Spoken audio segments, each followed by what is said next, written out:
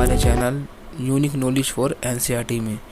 आज हम क्लास 6 का चैप्टर नंबर 2 सिविक्स यानी कि सामाजिक विज्ञान का पढ़ेंगे, जिसका नाम है डाइवर्सिटी या डिस्क्रिमिनेशंस, या जिसे बोलते हैं हिंदी में विविधता और भेदभाव। ठीक है तो आज हम इस चैप्टर का ओवरव्यू लेंगे और इस चैप्टर को अच्छे से समझेंगे। इस चैप्टर में क्या क्या चीज़ का बताया हुआ है। चलिए तो हम चैप्टर को ज़रा थोड़ा सा देखते हैं। अच्छा, विविधता और भेदभाव का अर्थ है। विविधता और भेदभाव में अर्थ क्या होता है? हमारा मानना है कि विविधता सभी चीज़ों जो हमें अलग बनाती हैं की सराहना और जश्न मनाया जाना चाहिए। जब कोई हमसे अलग लगता है तो प्यार भरे मतभेद, जिज्ञासा और खुले विचारों वाले होने से शुरू होता है। भेदभाव तब होता है जब लोग दूसरों के साथ बुरा व्यवहार करते हैं क्योंकि वे किसी तरह से उनसे अलग होते हैं। तो आप सबको विविधता और भेदभाव के बारे में तो पता होगा कि विविधता और भेदभाव किसे बोलते हैं। देखिए दोस्तों, विविधता और भेदभाव हम उसे बोलते हैं जिसमें कि विभिन्न धर्म के लोग होते हैं, विभिन्न भाषा वाले लोग होते हैं, अमीर गरीब होते हैं, और सब समाज में जितने भी अन्य वर्ग हैं वो सब विविधता ही हैं, क्योंकि हम एक दूसरे से अलग अलग विविध रूप है हमारा, अलग विविध कद काठियाँ हैं, विविध खाना पान रहन सहन है, खान पान है, ये सब विविधता ही तो है दोस्तों। चलिए हम विविधता आपके एनसीईआरटी बुक का पार्ट 2 विविधता का अब हम पार्ट पढ़ते हैं। चलिए, विविधता है भेदभाव, अध्याय 2। हम क्या और हम कैसे हैं ये कई चीज़ों पर निर्भर करता है। हम कैसे रहते हैं, कौन सी भाषाएं बोलते हैं, क्या खाते हैं, क्या पहनते हैं, कौन से खेल खेलते हैं और कौन से उत्सव मनाते हैं, इन सब पर हमारे रहन सहन की जगह के भूगोल और उसके इतिहास का असर पड़ता है। अगर आप संक्षेप में निम्नलिखित बिंदुओं पर ध्यान दें तो भी अंदाज़ा लग जाएगा कि भारत कितनी विविधता वाला देश है। संसार में 8 मुख्य धर्म हैं। भारत के उन 8 धर्मों के अनुयायी यानी मानने वाले रहते हैं। ये 1600 से ज़्यादा भाषाएं बोली जाती हैं। जो लोगों की मातृभाषा है, यहाँ 100 से भी ज़्यादा तरह के नृत्य किए जाते हैं। ये विविधता हमारे हमेशा खुश होने का कारण नहीं बनती। हम उन लोगों के साथ सुरक्षित एवं आश्वस्त महसूस करते हैं जो हमारी तरह दिखते हैं, बात करते हैं, कपड़े पहनते हैं और हमारी तरह सोचते हैं। कभी कभी जब हम ऐसे लोगों से मिलते हैं जो हम बहुत भिन्न होते हैं तो हमें बहुत अजीब और अपरिचित लग सकता है। कई बार हम समझ ही नहीं पाती है, जान ही नहीं पाती है कि हमसे अलग क्यों है। लोग आपसे से अलग दिखने वाले के बारे में खास तरह की राय बना लेते हैं। इनमें से कुछ कथन ग्रामीण लोगों को अज्ञानी की तरह देखते हैं, जबकि शहर में रहने वाले लोगों को आलसी या सिर्फ पैसे से सरोकार रखने वालों की तरह देखते हैं। जब हम किसी के बारे में पहले से कोई राय बना लेते हैं और उसे हम अपने दिमाग में बिठा लेते हैं तो पूर्व ग्रह का रूप ले लेती है। ज़्यादातर यह राह नकारात्मक होती है, जैसे कि कथनों में दिए गए हैं। लोगों को आलसी या कंजूस मानना भी पूर्व ग्रह है। जब हम यह सोचने लगते हैं कि किसी काम को करने का कोई एक तरीका ही सबसे अच्छा और सही है तो हम अक्सर दूसरों की इज्जत नहीं कर पाते हैं जो उसी काम को दूसरी तरह से करना पसंद करते हैं। उदाहरण के लिए, अगर हम सोचें कि अंग्रेजी सबसे अच्छी भाषा है और दूसरी भाषा महत्वपूर्ण नहीं है तो हम अन्य भाषाओं के बहुत नकारात्मक रूपों से देखेंगे। परिणाम स्वरूप हम उन लोगों की शायद इज्जत नहीं कर पाएंगे जो अंग्रेजी के अलावा अन्य भाषा बोलते हैं।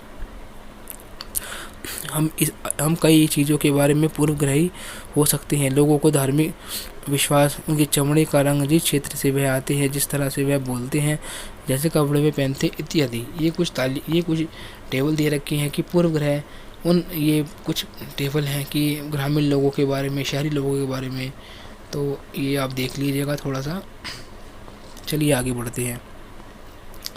अक्सर दूसरों के बारे में बनाए गए हमारे विचार पूर्वग्रह इतने पक्के होते हैं कि हमारे उनसे दोस्ती नहीं करना चाहते हैं। इस वजह से कई बार हमारा व्यवहार ऐसा होता है कि हम उन्हें दुख पहुंचा देते हैं।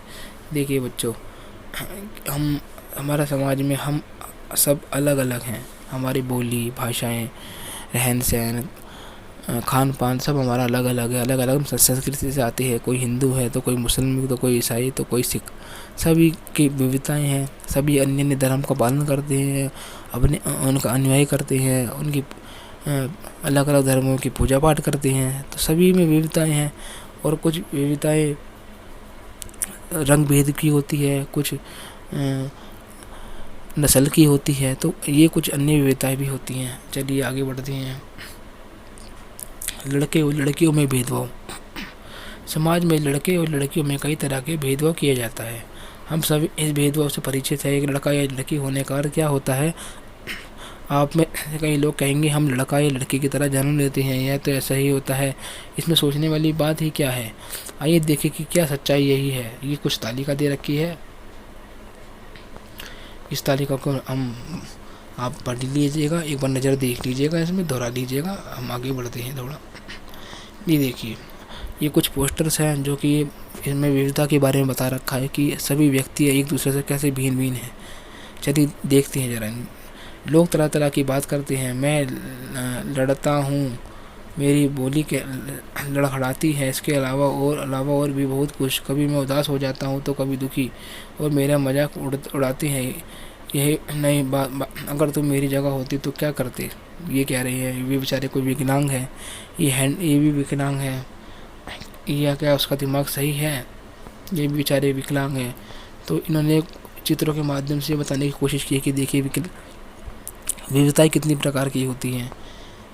इनका ये बेचारे विकलांग हैं ना, कब लोग कहते हैं कि मजाक उड़ाते हैं। ये भी बेचारे विकलांग हैं।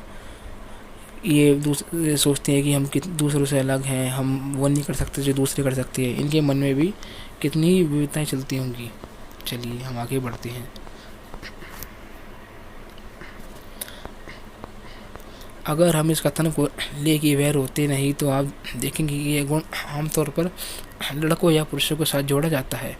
बचपन में जब लड़कों को गिरा जाने पर चोट लग जाती है तो माता पिता या परिवार के अन्य सदस्य अक्सर ये कहकर चुप करते हैं कि रो मत, तुम तो लड़के हो। लड़के बहादुर होते हैं, रोते नहीं हैं। जैसे जैसे बच्चे बड़े होते जाते हैं, यह विश्वास करने लगते हैं कि लड़के रोते नहीं हैं।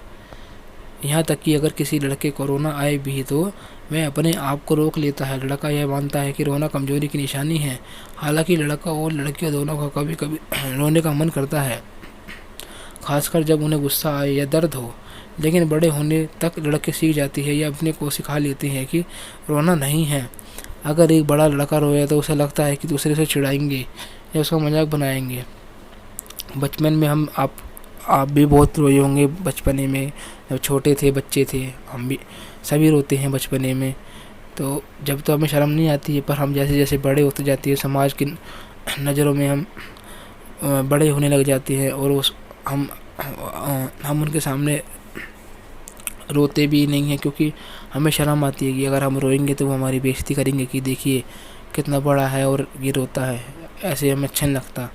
तो यही हम कुछ अपनी जो भावनाएं होती है अपने अंदर मनोहित करके रखते हैं। चाहे हमें रोना आए, पर हम अकेले में जाके रोते हैं, क्योंकि किसी के सामने अगर हम रोएंगे तो वो हमारा मजाक ही उड़ाता है।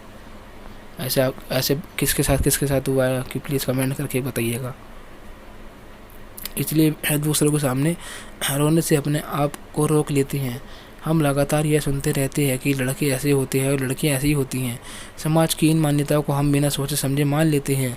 हम विश्वास कर लेते हैं कि हमारा व्यवहार इनके अनुसार ही होना चाहिए। हम सभी लड़के और लड़कियों को दूसरी छवि के अनुरूप देखना चाहते हैं। रूढ़िवादी धारणाएं बनाना। जब हम सभी लोगों को एक ही छवि में बांध देते हैं या उनके बारे में पक्की धारणा बना लेते हैं तो रूढ़िवादी धारणा कहते हैं। अच्छा, आप सबको पता है रूढ़िवादी धारणाएं क्या होती हैं? रूढ़िवादी धारणाएं ये होती हैं कि इनमें पुराने ख्याल के जो आदमी हुआ करते थे, लोग हुआ करते थे, वो पुराने ख्याल में रहते थे कि लड़कियां जो है बाहर नहीं जा सकती हैं, लड़के जो है बाहर का काम कर सकते हैं। तो ये कुछ भावनाएं हुआ करती थी पुराने ज़माने की। तो इन्हें ही जो पुरानी भावनाएं जो पुराने लोग थे, लोगों द्वारा चलाई जा रही पुरानी भावनाओं को ही रूढ़िवादी धारणा या भावनाएं कहते हैं। कई बार हम किसी खास देश, धर्म, लिंग के होने के कारण किसी को कंजूस, अपराधी या बेवकूफ़ ठहराते हैं। ऐसे दरअसल उनके बारे में मन में पक्की धारणा बना लेने के कारण होता है। हर देश, धर्म आदि में हमें कंजूस, अपराधी, बेवकूफ़ लोग मिल ही जाते हैं। सिर्फ इसलिए ही कुछ लोग उस समूह में वैसे हैं। पूरे समूह के बारे में एक ऐसी राय बनाना वाजिब नहीं है। इस प्रकार की धारणाएं हम प्रत्येक इंसान को एक अनोखे और अलग व्यक्ति की तरह देखने से रोक देती है। हम ये नहीं देख पाते कि उस व्यक्ति के अपने कुछ खास गुण और क्षमताएं हैं जो दूसरों से अलग है। रूढ़िवादी धारणाएं बड़ी संख्याओं में लोगों को एक ही प्रकार के खांचे में जड़ देती हैं। जैसे माना जाता है कि हवाई जहाज उड़ने का काम लड़कियां नहीं कर सकती हैं। इन धारणाओं का असर हम सब पर पड़ता है। कई बार ये धारणाएं हम ऐसे काम करने से रोकती है जिनको करने में काबिलियत शायद हमें हो। असमानताएं या भेदभाव। असमानताएं भेदभाव तो अब सबको ही पता होगा ये क्या होती हैं। किसी को समान नज़रों से ना देखना, किसी से भेदभाव करना कि या तुम गरीब हो, तुम अमीर हो, या तुम काले हो या तुम गोरे हो, ये सब भेदभाव का ही तो नतीजा है। भेदभाव तब होता है जब लोग पूर्वग्रह या रूढ़िवादी धारणाओं के आधार पर व्यवहार करते हैं। अगर आप लोगों को नीचा दिखाने के लिए कुछ करते हैं, अगर आप उन्हें गतिविधियों में भाग लेने से रोकते हैं, तो किसी खास नौकरी को करने से रोकते हैं, या किसी मोहल्ले में रहने नहीं देते हैं, कि कुएं या हैंडपंप से पानी नहीं लेने देते हैं, और दूसरे द्वारा इस्तेमाल किए गए जा रहे कप या गिलास में चाय नहीं पीते हैं, तो इसका मतलब है कि आप उनके साथ भेदभाव कर रहे हैं। भेदभाव कई कारणों से हो सकता है। आप शायद करें कि पिछले पार्ट में समीर 1 और समीर 2 एक दूसरे से बहुत भिन्न थे। उदाहरण के लिए उनका धर्म अलग अलग था। यह विविधता एक पहलू है, पर यह भेदभाव का कारण भी बन सकता है। ऐसे तब होता है जब लोग अपने से भिन्न प्रथा और रिवाजों को निम्न कोटि का मानते हैं। दोनों समीर में एक और अंतर उनकी आर्थिक पृष्ठभूमि का था। समीर 2 गरीब। ये देखिए कुछ टेबल है या कुछ फ़ोटो है, देखिए विविधताएं हैं, और ये कुछ टेबल बताया हुआ है कि क्या क्या गरीबों के साथ होता है, क्या क्या गरीबों के साथ उन पे क्या क्या शोषण किए जाते हैं, उनके साथ क्या भेदभाव किए जाते हैं। तो ये कुछ वो है। ये हमारा वीडियो का पार्ट 1 है, क्योंकि वीडियो थोड़ी लंबी हो जाएगी अगर मैं इसमें पार्ट 2 भी कवर कर दूंगा, इसलिए मैंने ये पार्ट 1 ही बना रहा हूँ। और कृपया करके आप पार्ट 2 को, जो हमारा अगला पार्ट होगा, उसको ज़रूर देखिएगा। ठीक है।